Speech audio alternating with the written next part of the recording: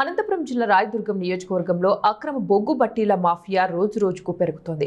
మండలంలోని వేపరాల గ్రామం, రచ్చుమేరి గ్రామ పరిసర ప్రాంతాలలో అనుమతులు లేకుండా బొగ్గు బట్టీలు ఏర్పాటు చేసి భారీ స్థాయిలో బొగ్గు తయారు చేసి కర్ణాటక రాష్ట్రానికి తరలిస్తూ లక్షలు గడిస్తున్నట్లు సమాచారం. అదే గ్రామ పరిధిలో వేర్వేరు ప్రాంతాలలో దాదాపు 5 బట్టీలు పనిచేస్తున్నాయని స్థానికులు తెలిపారు. ఈ బట్టీల నుంచి వెలువడుతున్న భారీ పొగ కాలుష్యంతో పర్యావరణానికి తీవ్రమైన నష్టం కలుగుతోంది. గ్రామస్తులు శ్వాస సంబంధిత వ్యాధులతో బాధపడుతూ ఉన్నారు. అటవీ శాఖ అనుమతులు లేకుండా లేదా నిబంధనలను ఉల్లంఘిస్తూ బొగ్గు తయారీ కొనసాగుతోందని ఆరోపణలు ఉన్నాయి. అధిక లోడుతో ట్రాక్టర్లలో కలప రవాణా జరుగుతూ ఉన్నప్పటికీ సంబంధిత అధికారులు చర్యలు తీసుకోవడం లేదని స్థానికులు వాపోతున్నారు.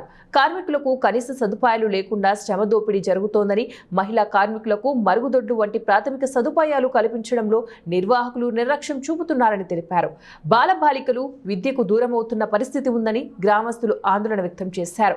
ఈ అక్రమ బట్టీల నుంచి తయారవుతున్న బొగ్గు రాత్రి వేళలో పక్క రాష్ట్రాలకు తరలించబడుతోంది.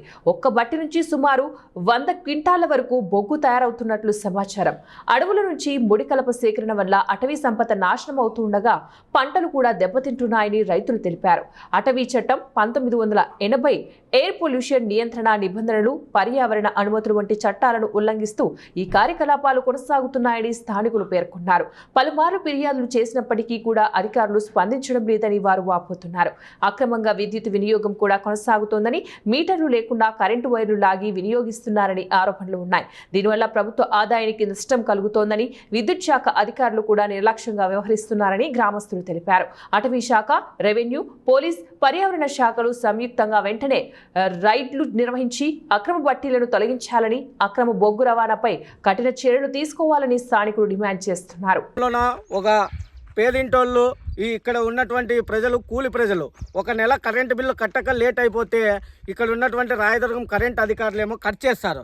ఇలా సంవత్సరాలు తొరబడి కరెంటు వాడుకుంటుంటే అధికారులు నిద్రపోతున్నారా? మేము ప్రశ్నిస్తున్నాం. తక్షణమే ఏదైతే 3 సంవత్సరాల నుంచి ఇట్లా వాడుకుంటున్నారే, ప్రభుత్వం సంబంధించినటువంటిది అంతా కూడా దుర్వినియోగం చేస్తున్నారు. ప్రభుత్వ అధికారులే ప్రభుత్వాన్ని నెట్టేట్ను ముంచేటువంటి పరిస్థితి మనం ఇక్కడ వేపరాల గ్రామంలో కనబడుతుంది. పాపన అంగన్వాడి పంపిల్లంటే మొత్తం కట్టల రోడ్లు మొత్తం రోడ్లన్నీ పడైపోయినాయి. ఒక సర్పంచ్ ఊర్లో సర్పంచ్ ఊరిడ్చి పెట్టిపోయినాయి, ఎంపీటీసీ ఊరిడ్చి పెట్టిపోయినారు. ఒక్కులేరు సర్పంచ్లలో రోడ్లన్నీ పడైపోయినాయి. ఏమని అడిగిపోతే మొత్తం కాలేజ్ అడిగిపోతే సత్యాలంలో అడిగిపోతే ఏమంటారు, మీ ఏమంటారు, ఒక నాన్న ఒక ఇష్టం ఉంది అని మాట్లాడతారు. ఏమన్నా ప్రభుత్వం రోడ్లు పాడైపోయినాయి. మొత్తం డైలీ ఒక టాటలు అయితే ఒక 100 టాటలు, లక్ష్మీలో మా ఊర్లంతా 100 టాటలన్నీ పోతున్నాయి. రోడ్లన్నీ పాడైపోయినాయి. చిన్న పిల్లలు రోడ్డు దాటిల్లంటే అంగన్వాడికి ఏదైనా స్కూల్కి పంపిల్లంటే మొత్తం టాటలు వచ్చి గుర్తని ఎదబడి మొత్తం ఇంట్లోనే ఉంటున్నారు. పిల్లలు కూడా ఎదబడి అంటే అసలు ఇంట్లో కొంచెంగా ఎస్సీ కాలం అంటే మొత్తం అన్నీ ఇక్కున్నారు. మొత్తం ఇక బొగ్గులు కాల్చేదానికి ఇక్కున్నారు. తోటలు అవన్నీ ఇక్కున్నారు. అవగా పీజులు పీకుతారు. మామూలు డౌన్ అయితే గిన పీజులు పీకుతారు. పీజులు పీకి మూటలు వేసుకుంటారు. బొగ్గులు కాల్చేది ఏమన్నంటే రాఘవేంద్ర రెడ్డి, లేదంటే మాకు ఎమ్మెల్యే తెలుసు, వాళ్ళు తెలుసు అని ఫోన్ చేస్తారు. మేము ఎవరు చెప్పాలా? సర్పంచ్ ఊరి పెట్టుకుని ఎవరు చెప్పాలా? మాట్లాడితే ఏమరా వార్డు మెంబర్ని కొట్టేకి రాత్రిపూట్లో కొట్టే కూడా వస్తారు. ఏమన్నా ఇంతకుముందు సత్యాలం కంప్లైంట్ ఇచ్చినాము, ఎంఆర్ఎస్ఆర్కి ఇచ్చినాము, ఎవరు తీసుకోలేదు. మాది ఫారెస్ట్ నుంచి వచ్చేసి అంటే ఒక లోడ్కి వచ్చేసి డైలీ లోడ్ లక్ష్మీ డైలీ 2 లోడ్లు 3 లోడ్ పోతాయి. ఫారెస్ట్కి వచ్చేసి ఒక్కో ఫారెస్ట్ సార్ రేంజర్